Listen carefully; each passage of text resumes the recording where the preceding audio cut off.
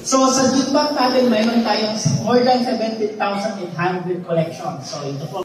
Mapapansin niyo po siya, maliit lang itong equipment na ang intention lang namin talaga dito is pang-household lang siya. So yung mga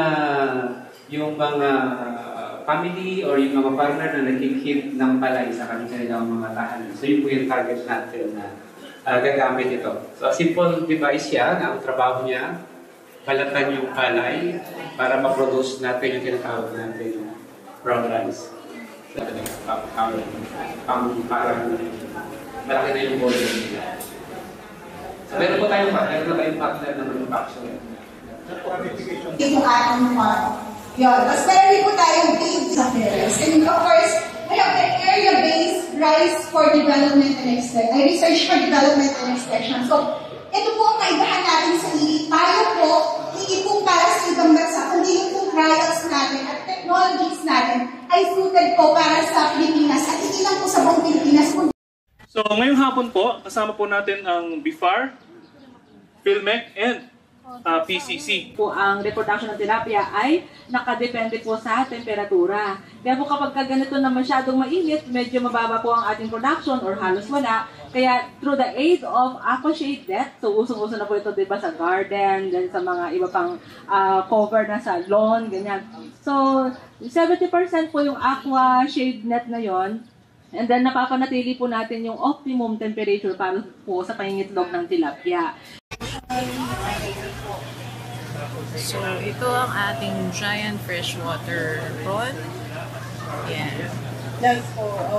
Isa siya sa mga breed ng BIFAR. Ito ay red tilapia. Medyo sumisilaw sila nagtatago sila dun sa dito. Ayan. Ano ang pangalan niya? Nile tilapia. Okay, maraming salamat po. Mga friends. Okay, so last stop po natin. Ito yung in-explain kanina na meron daw silang babuyan. Tapos, they had to change it into hatchery. Yan yung project na.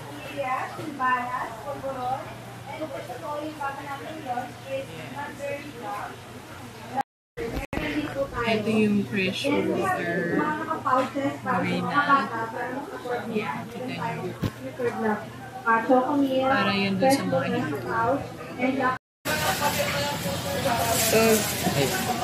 Ito parang cute, diba? Ganda to.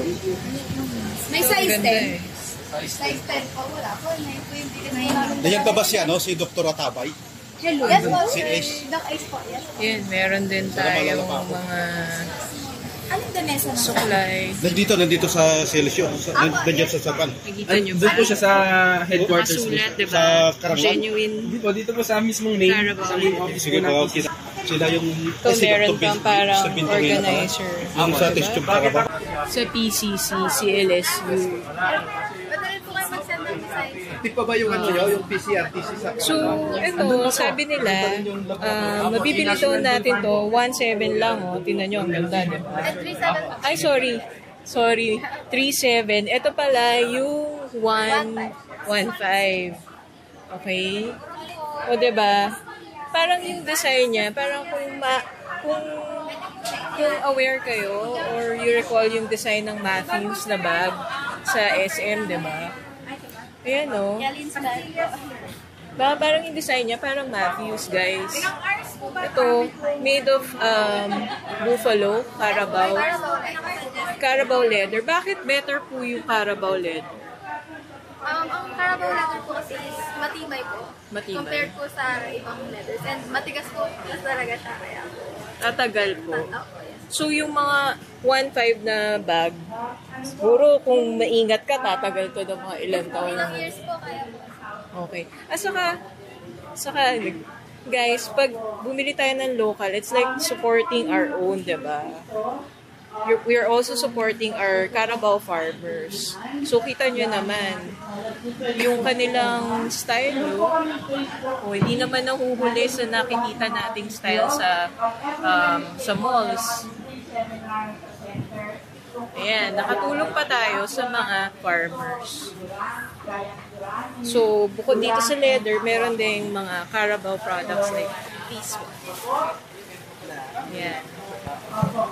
Dairy naman. And then, it comes with yung guidelines kung paano mo sila store. Ayan. PCC Dairy. Meron po silang Facebook, ma'am? Yes po. Ayun. PCC Dairy din po. Okay. So, if interested kayo, visit their Facebook page, PCC Dairy. Ayan. Tignan nyo. O, iba-ibang flavor. Diba?